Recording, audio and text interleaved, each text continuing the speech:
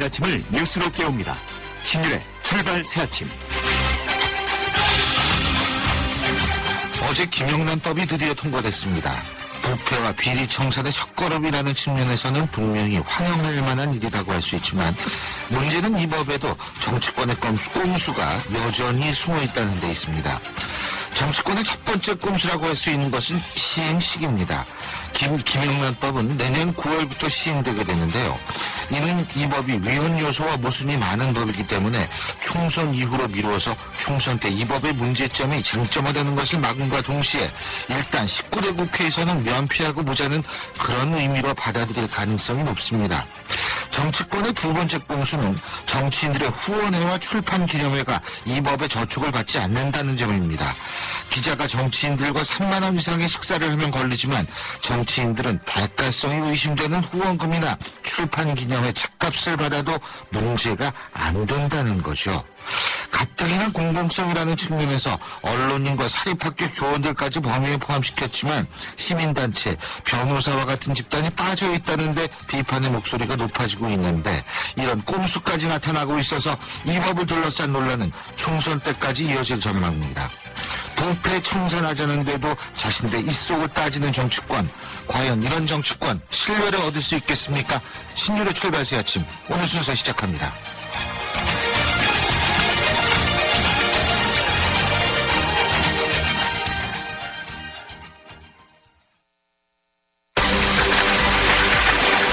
뉴스를 읽어드립니다. 뉴스를 보여드립니다. 뉴스를 들려드립니다. 최영일의 뉴스 매거진. 네, 지금까지 들어온 뉴스 정리해보겠습니다. 오늘도 최영일 시사평론가 함께하겠습니다. 어서 오십시오. 안녕하세요. 예, 수요일입니다. 네, 그러네요, 벌써. 예. 오늘 춥습니다. 아유, 엄청 추위가. 추워요. 예. 어제 봄비가 오더니 그렇습니다. 영하 4도인데요. 예. 체감온도 영하 10도라 그러네요. 10도 넘는데요. 예.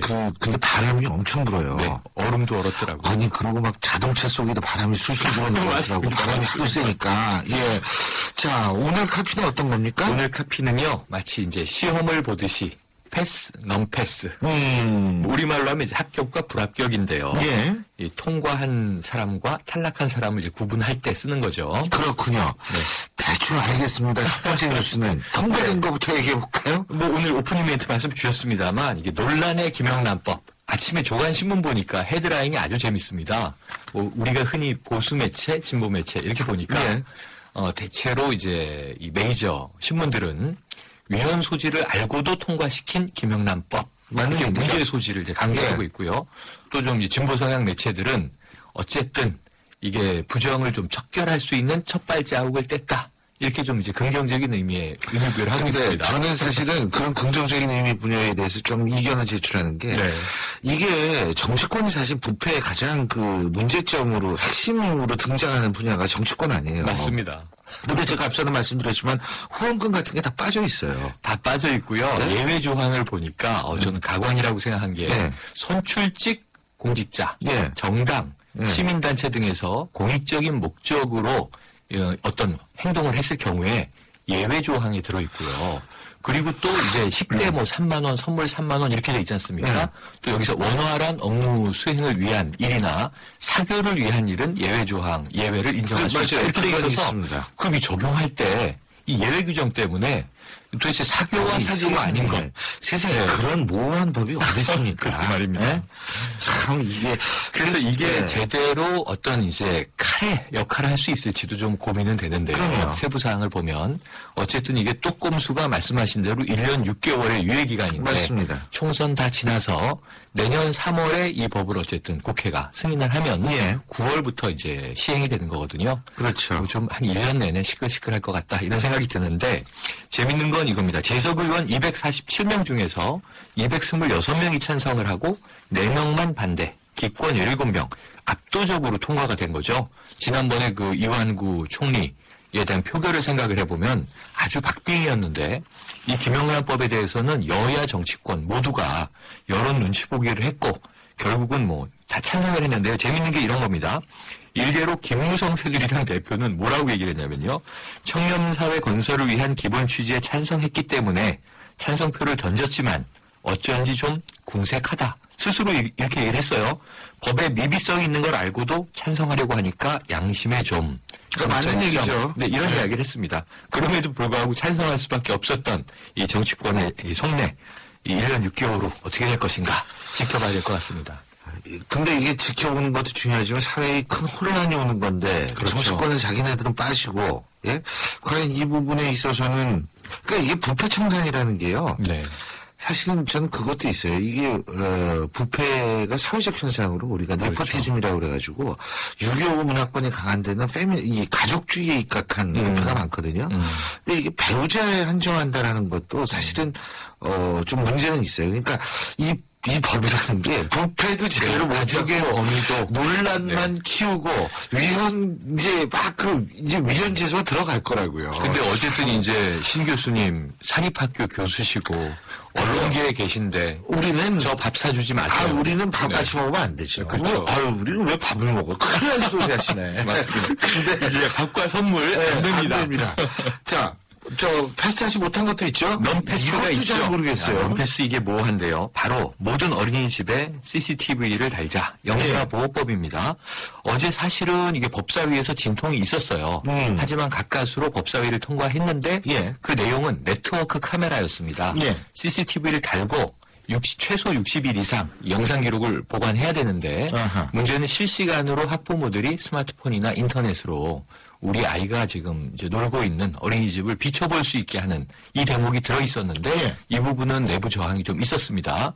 그래서 결국 논란 끝에 네트워크 카메라는 삭제를 하고 이 CCTV를 어쨌든 달고 이것을 이제 이 영상 기록을 보존하자. 그렇죠. 나중에 열어볼 수 있게 예. 여기까지 이제 합의가 돼서 통과가 됐는데 본회의 표결이요. 저녁 7시가 거의 즈음에서 이루어졌는데 의원들이 많이 떠났습니다. 예. 아까 김영란법은 247명이 제석했는데 그 영유아 보호법은요 171명이 제석했어요. 밥 먹으러 갔나? 네, 그런 것 같습니다. 저녁 시간에 예. 과반이 이게 밥은 86표. 꼭 챙겨 먹어요. 예. 밥은 드셔야죠. 예. 그 대신 자비로 드셔야 된다는 거. 김영란법 그렇죠. 때문에. 예.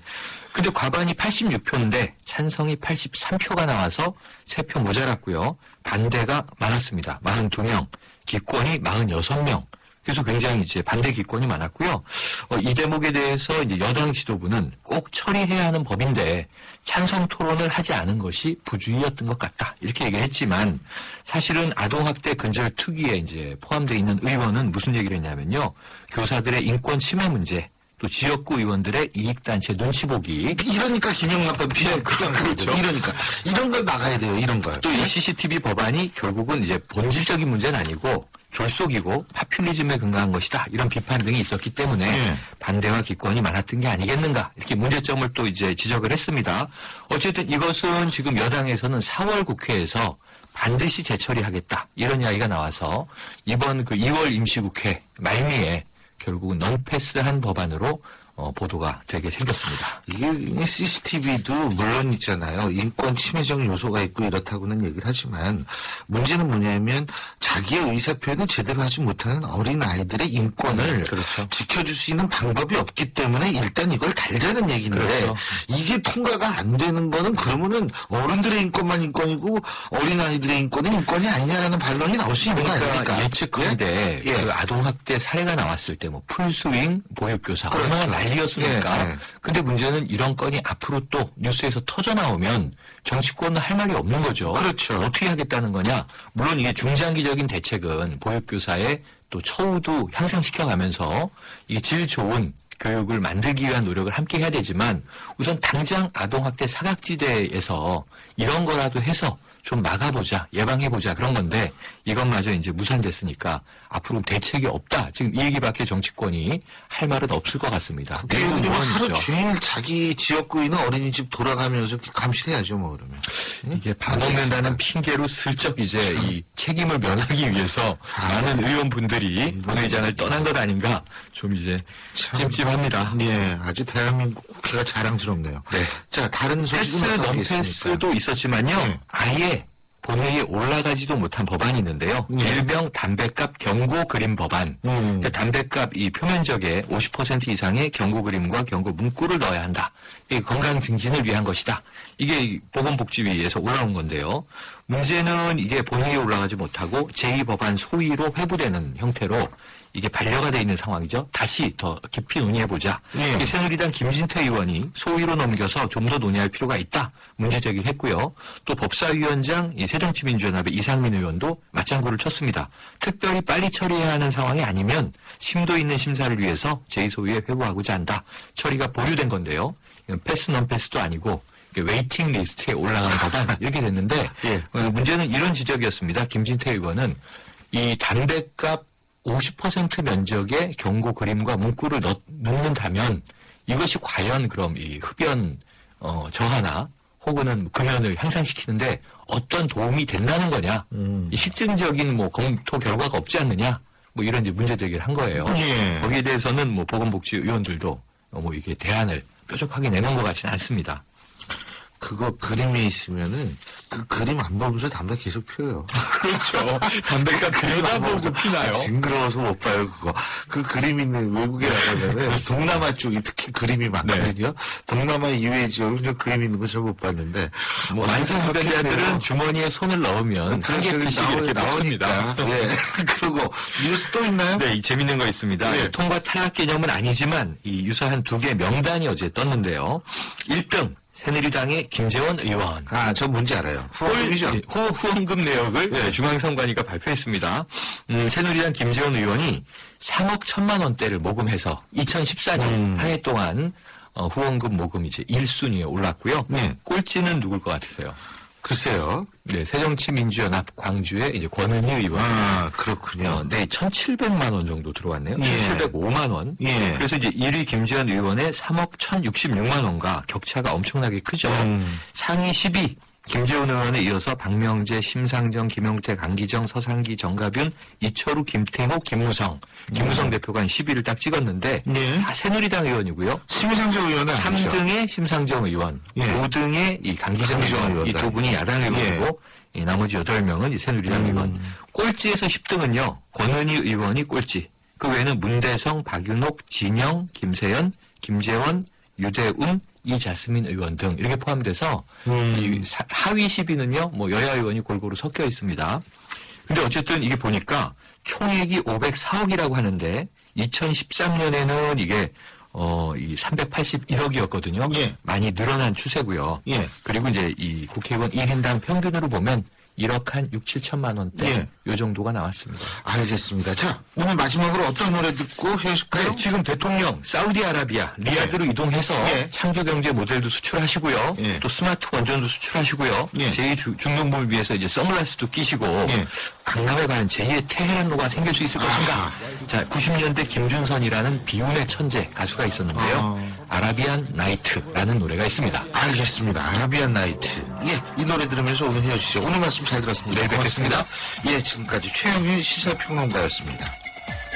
서울 국제건축 박람회. 대한민국 대표 건재재와 건축회사가 모였습니다. 3월 5일부터 8일 강남 세택.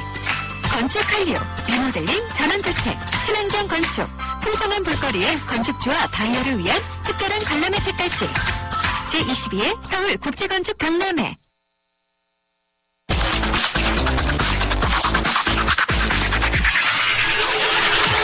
신유의 출발 새 아침. 신일의 출발 새 아침 2부 순서 광고 듣고 시작합니다. 당신이 현대자동차를 구입했거나 렌트, 리스를 했다면 당신은 지금 현대자동차 블루멤버스 회원입니다. 주유, 쇼핑, 보험, 차량 관리까지 최대 200만 포인트로 즐기는 카라이프의 모든 것. 현대자동차 블루멤버스. 자세한 내용은 홈페이지 참조. 여러분은 지금 대한민국 유일의 보도 채널 YTN 뉴스 FM에서 보내드리는 신일의 출발 새 아침을 듣고 계십니다.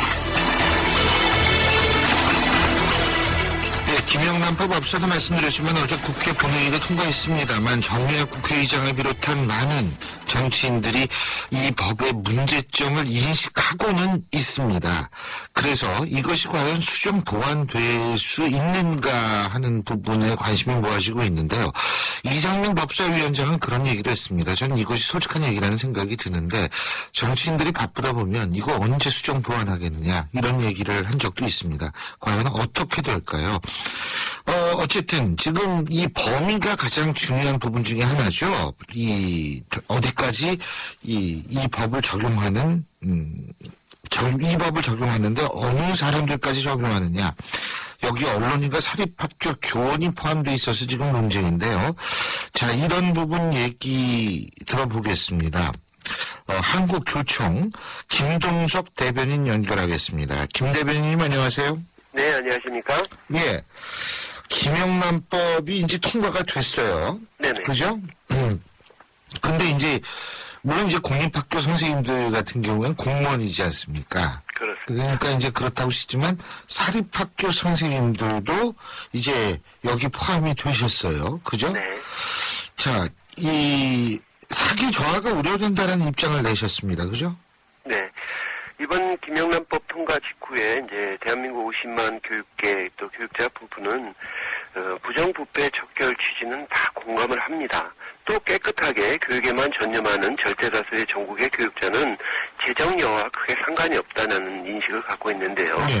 다만 이제 교원은 이미 관련 규정에서 금품, 향, 수수 시에는 아주 그 승진 제한이라든지 징계 강화 이런 부분이 있는 측면이 있는데 네. 그런 측면에서 이중 처벌 과잉법이 아니냐. 또 특히 사회적으로 교육계가 무엇보다도 솔선수범하고 깨끗한 모습을 보여야 된다는 건 인정을 하지만 부정의 온상으로 인식이 되는 그런 계기가 되는 거 아니냐. 그런 측면에서 사기 위축 이런 부분에 우려 목소리도 분명히 있고요. 특히 말씀하셨듯이 당초 원안에 없던 사립학교 교직원 부분이 포함된 부분은 두고두고 위헌 소지와 가임법 논란이 될 것이라는 우려가 교직사에 팽배합니다. 예, 그렇군요. 그러니까 지금 많은 선생님들이 총지라고 얘기를 하죠. 이런 걸 받으면은 지금 당장이라도 꼭 김영란법이 아니라도 다 처벌이 되는 거죠, 그러니까. 그렇습니다. 교원은 이미 관련 규정상의 그 금품이나 향수수 징계 시에는 승진이 영원히 제한이 되고요. 특히 서울시 같은 경우에 10만 원 이상의 금품 향수수를 받으면 배제 징계, 즉 파면이나 해임 처분을 받도록 그렇게 엄격하게 규정이 되고 있어서 이제 거기에 더해서 형사 처벌까지 받는 그런 그 이중 처벌 논란 부분은 계속 있을 것으로 봅니다. 그것뿐만이 아니라 사실은 그 언론인과 사립학교 교원이 포함됨으로써 형평성. 헌법에 있어서 가장 중요한 게 형평성의 원칙인데 이 부분에 대한 문제점도 지적을 하셨죠. 맞습니다. 그 사립학교 교원들이 물론 공적 영역인 교육을 담당을 하고 있지만 공직자 개념으로 포함이 된 부분은 위헌 가능성이 있는 거 아니냐. 필요할 때는 그 사적 그 사인이라고 하고 또 필요에 따라서는 또 공무원 신분을 요구하는 그런 측면이 강하고요. 특히 사립학교는 공공기관의 정의와 범위를 규정한 공공기관의 운영에 관한 법률에 그 포함되지 않아서 공공기관이 아니도록 그렇게 명시되어 있거든요. 그런 점에서 이제 2012년도에 헌법재판소도 국가공무원법이나 지방공무원에 따른 공무원이 아닌데 마치 공무원의 그 공무에 종사한다는 이유로 공무원법을 적용을 해서 형벌을 하는 부분은 이 재형법정주의와 조화될 수 없다고 판단한 측면에서 사립학교 교직원 부분에 대해서의 위헌 가능성 부분은 계속될 것으로 봅니다. 특히 이제 인허가, 면허, 처리 위반, 채용 승진, 인사 개입, 계약 체결 과정 부분이 부정 청탁 금지 내용이 있는데요. 이 부분은 사립학교 교사들 같은 경우에는 관련 사항이 없거든요. 아무런 상관이 없죠. 예. 네, 그런 측면에서의 강행 금지 원칙에도 위배 가능성이 있다라는 것이죠. 근데요, 지금 일부에서는 이런 얘기를 합니다. 현행법상 사립학교 교원은 국공립학교 교원에 준하는 신분과 지위를 보장받고 있고, 예? 그래서 예를 들면 이것 때문에 일반 노조법이 아니라 교원 노조법에 적용을 받고 있고, 이래서 사립학교 교원을 여기에 포함시킨 것 자체는 위헌이라고 보기 힘들다. 이런 얘기도 있는데 이 부분은 어떻게 보십니까?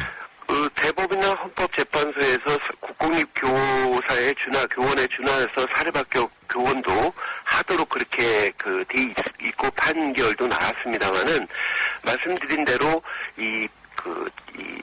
권한과 행사 부분과 특히 이 형벌 처벌 부분하고는 다르다는 것이 최근에 나온 헌법재판소의 결정사항이기 때문에 그 복무 문제와 보수 문제 이런 부분에 있어서의 국공립 교원에 준해서 대우받고 또 행위하는 부분과 형법 부분의 적용 문제는 또 별개의 문제라고 봅니다.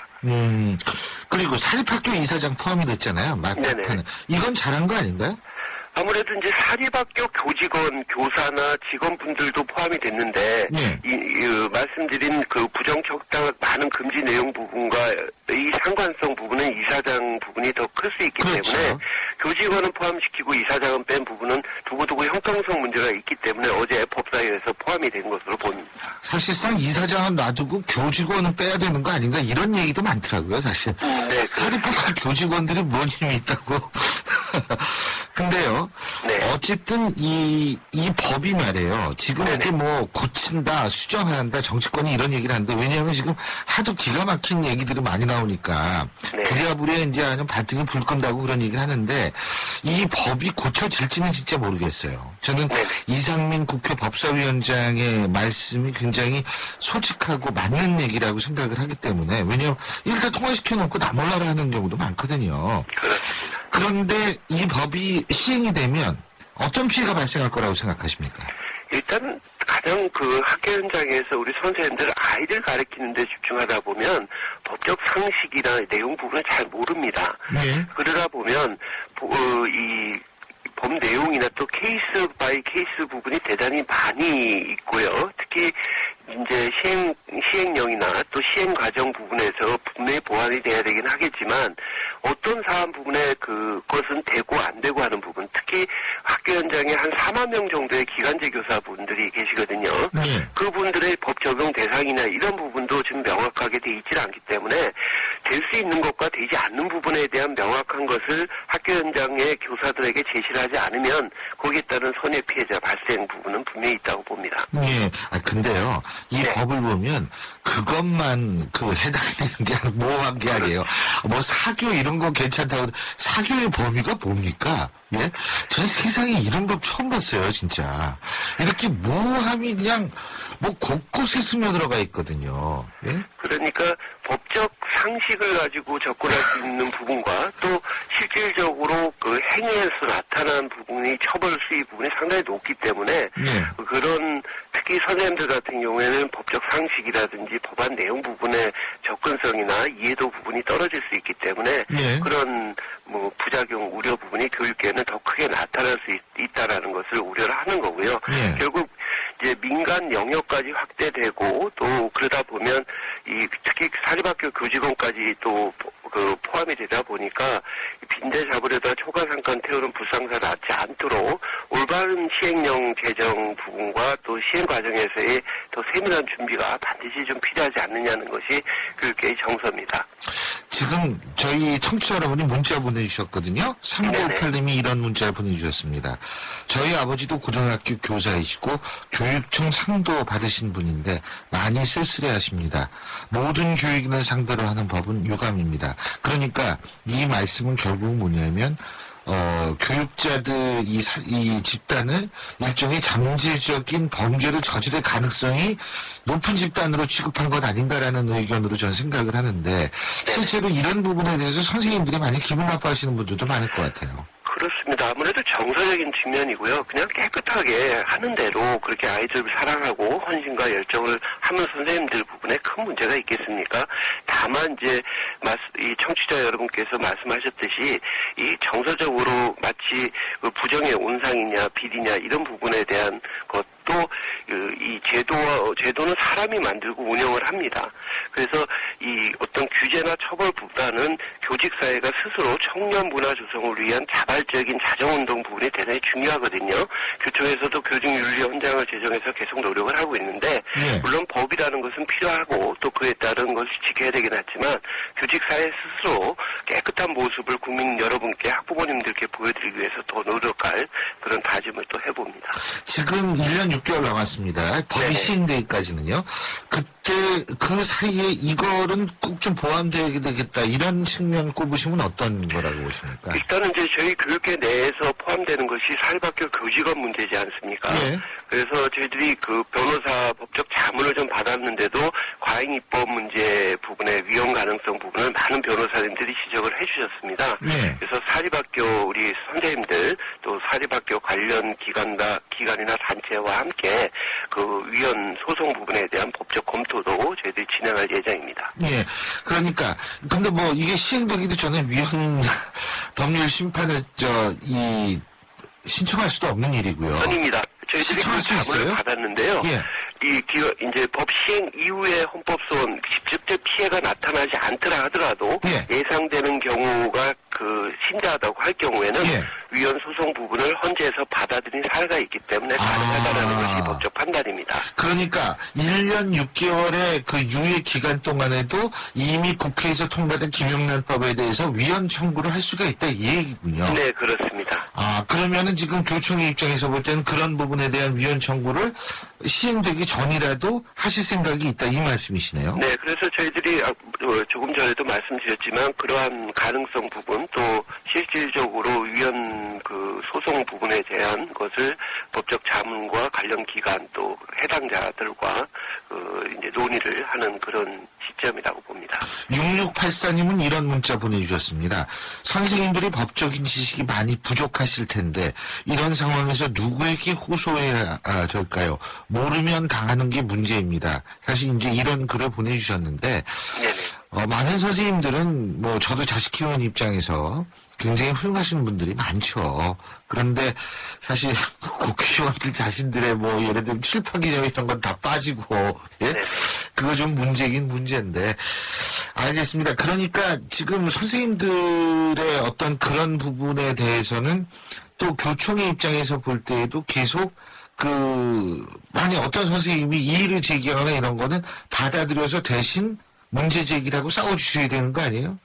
그렇습니다. 저희들 그래서 이미 이제 특히 교육감 직선제 위헌 소송도 저희 교총에서 진행을 하고 있듯이 네. 또 이제 저희들이 유, 초, 중고 교원, 사립, 공립학교 선생님들 모두 18만 명이 저희 교총 회원님이시기 때문에 네.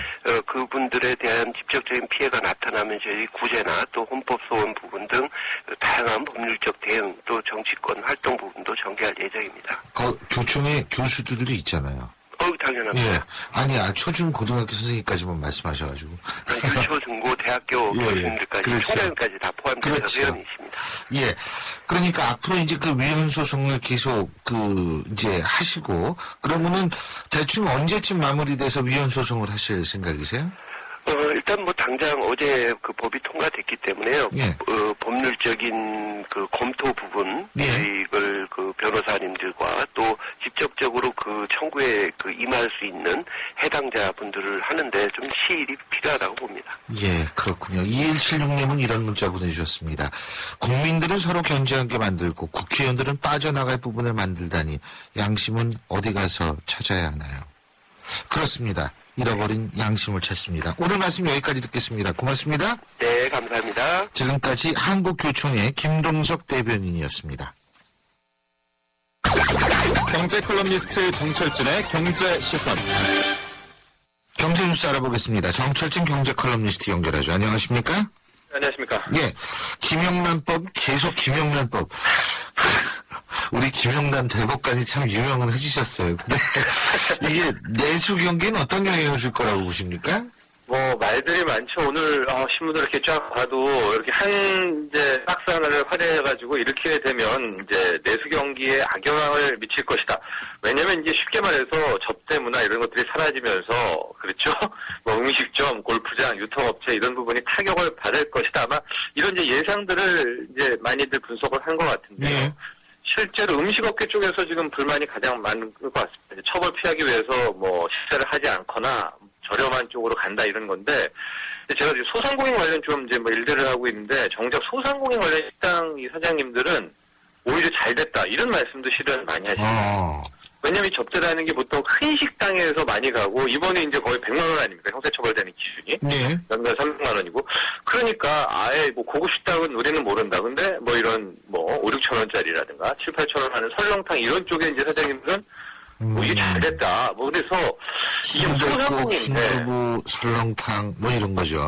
네. 그래서 약간 같은 음식점 중에서도 고급 음식점하고 이제 여기 부분은 좀 나뉘게 되는 것 같고요. 예. 근데 가장 이제 직격탄을 받을 곳 일단 골프장일 것 같습니다. 그래서 골프장 쪽은 굉장히 지금부터 전전긍긍하고 있는데 골프 접대라는 게 우리 사회에서 보면은 이게 뭐라고 그래야 될까요? 받는 쪽에서 심리적 부담이 상당히 덜합니다. 이게 돈을 받는 것도 아니고 뭐 그래서 우리나라 뭐 공직사회 전반에 걸쳐서 언론계에 걸쳐서 이제 관행인데 이제 비용이 한 번 갔다 오면 35만 원에서 한 45만 원 뭐 그 정도까지 되지 않습니까? 예.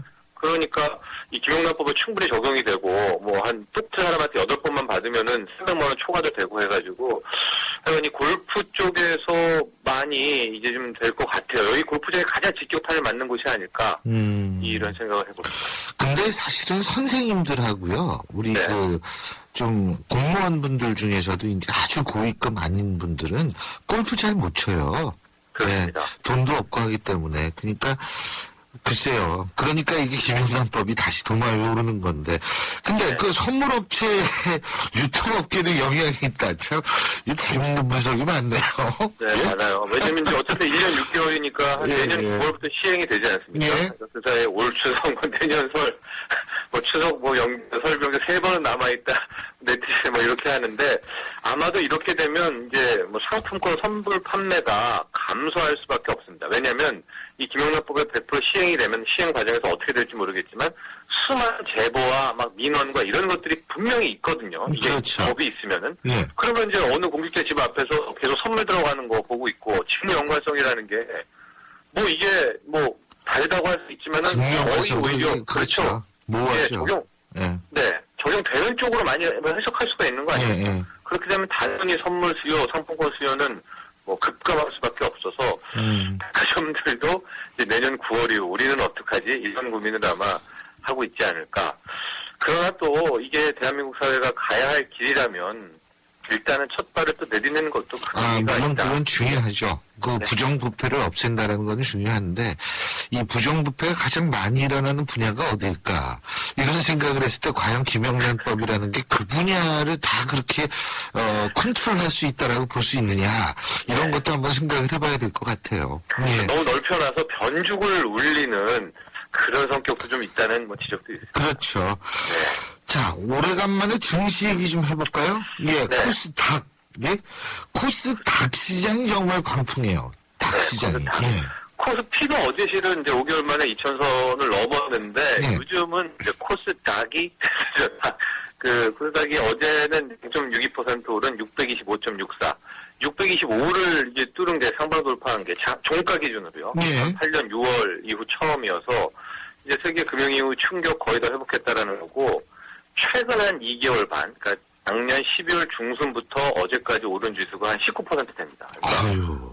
3개월도 안 돼서 시장이 20% 올랐다고 하니까 이거는 정상은 아니지 않나요? 이거 과열 아니에요? 이렇게 되면? 과열인데 예. 제 그동안에 한 20년 경험상 과열이다. 개인 투자자들 조심하세요.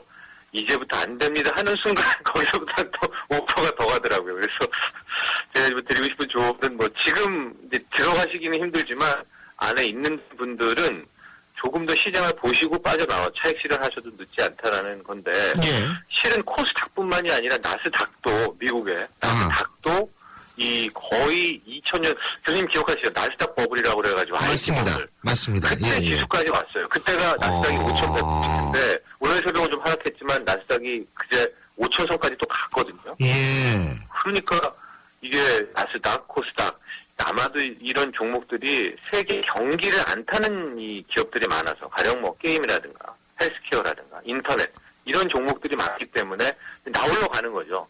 뭐 석유, 유화, 뭐 제조 이런 것들은 이제 세계 경기에 빠지지만 아마 그런 것들 때문에 이 코스닥 이런 또 지금 선전하는 게 아닌가. 예. 그러나 과열은 맞습니다. 저도 분명히 말씀드리지만 2개월 만에 시장이 막 20% 오른다는 거는 정말 과열은 맞죠. 요새 이렇게 닭들이 문제죠. 코스닥, 나스닥. 진짜 그런데 또 하나는 근데 제가 이게 과열이라고 얘기했던 그런 부분 중에 하나가 네. 디플레이션에 대한 우려도 많고 물론 정부는 부인하고 있습니다 지금. 네. 그리고 경기 불황이 시작됐다라는 시각이 있기 때문에 그런 과열 얘기를 한 건데 사실 경기 불황 시작된 거 아닙니까?